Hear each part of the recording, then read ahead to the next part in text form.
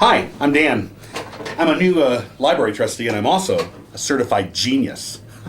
Here's what happened. At our last board meeting, I suggested that we should do some self-assessing just to see, where we are as a board and see where we want to go in the future.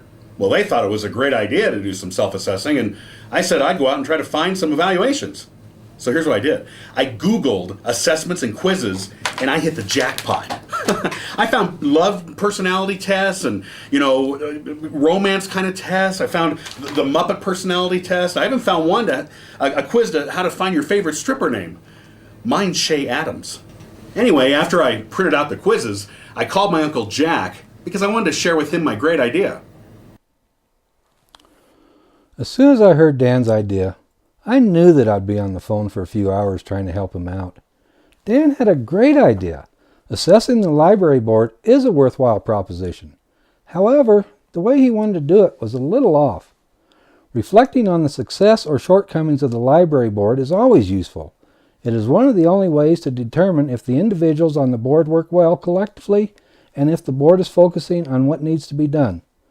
Assessments help to determine if the board's actions and decisions have led to the results it sought, and help the board understand how much it knows about libraries and how well it works with the director. We told Dan that the best way to look at the board's effectiveness is by evaluating it. The board can get a good overview of its knowledge and efforts with only a few questions that will stimulate discussion. We gave Dan 6 questions for his board members to answer and discuss. Each question could be answered with a good, fair, or poor rating. Question 1. Does the library board have a policy and a practice for orienting new board members to the role of trustee? We ask this to start the assessment because an introduction to the policies, philosophy, and practices of the library board is important for every new member on the board. If the board wants a new member to be as effective and focused as everyone else, then the board chair and the director need to provide a structured orientation that introduces the new member to the state's library laws, provide the fundamentals of finances for the library, lets the new member know about relationships of the board to the director and staff, and introduces the important role of advocating for the library. If the board does not have an orientation program, then it should start designing one for the next new member. Question 2. Do all of the board members regularly attend the monthly board meetings and come to special meetings when called? All board members need to take the job of being a board member seriously, and attending meetings is one of those responsibilities. The board cannot conduct business without a quorum, so it's important that all board members schedule their calendar so they can attend. And if one board member is routinely absent due to other commitments, travel, or forgetfulness, then that member should consider resigning from the board. The director and the board need all members present at each meeting so the administrative decisions, policy changes, and board manners can be discussed and actions taken. Question 3. Has the library board adopted a strategic plan that it follows and regularly evaluates?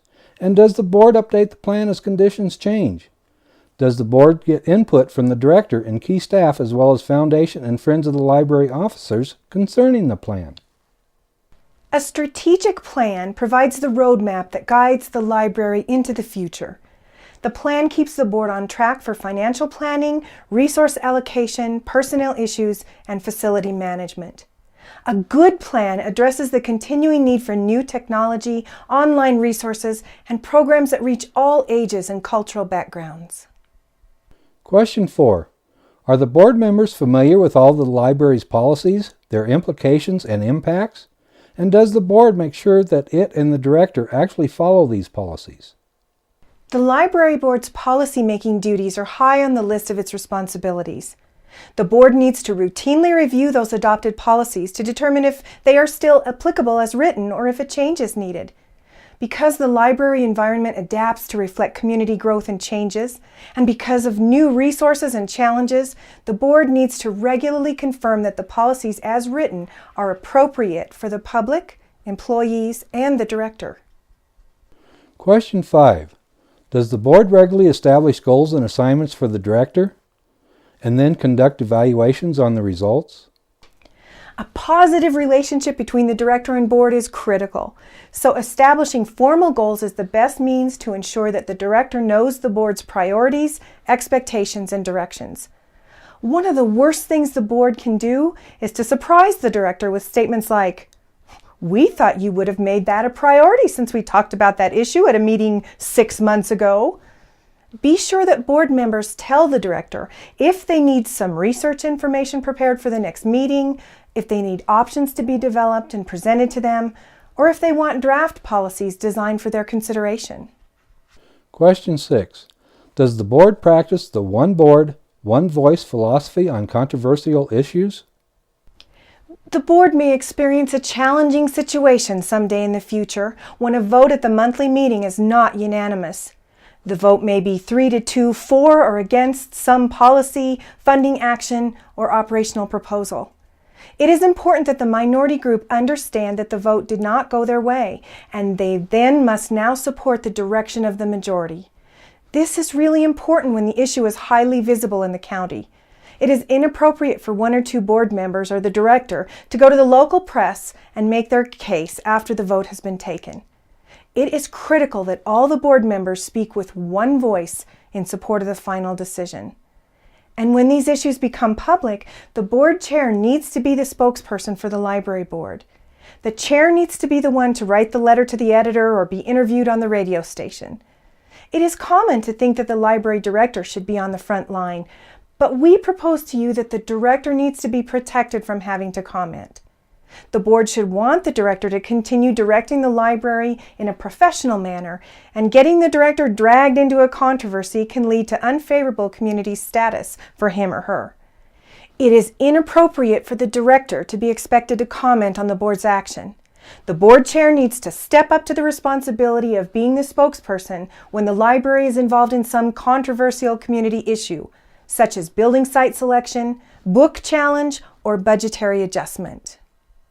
We told Dan that his library board should regularly take time to look in the mirror to see how it's doing, what added training it might need, and what information it needs to keep the board functioning well on behalf of the community. There is much more to being on the library board than talking about good books, story hour, and last month's circulation of materials. A self-assessment will help any board that is willing to go through the trouble. After talking with Jack and Mary, I realized that they were right. Their self-assessment is going to do the library a lot more good than any quiz I might find on, I don't know, what celebrity are you most like? In fact, I'm going to use their 6 questions at the next trustee meeting. You know, I thought my quizzes were a great idea, but apparently I'm still learning. Anyway, I'm off to tell that new reference librarian my new stripper name, and I'm hoping I find out what her stripper name is. See you next time. Here are some questions that your board should consider. How does the board determine if it's focusing on what needs to be done? How can individual board members determine if they regularly make effective contributions to the board? What resources are available to assist the board in their self-assessment?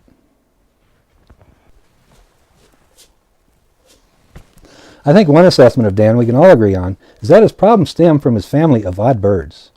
And I think what we can all agree on is that his problems aren't family, but manly. Family. Manly? Family. Just like a man, they always have to have the last word. Not really.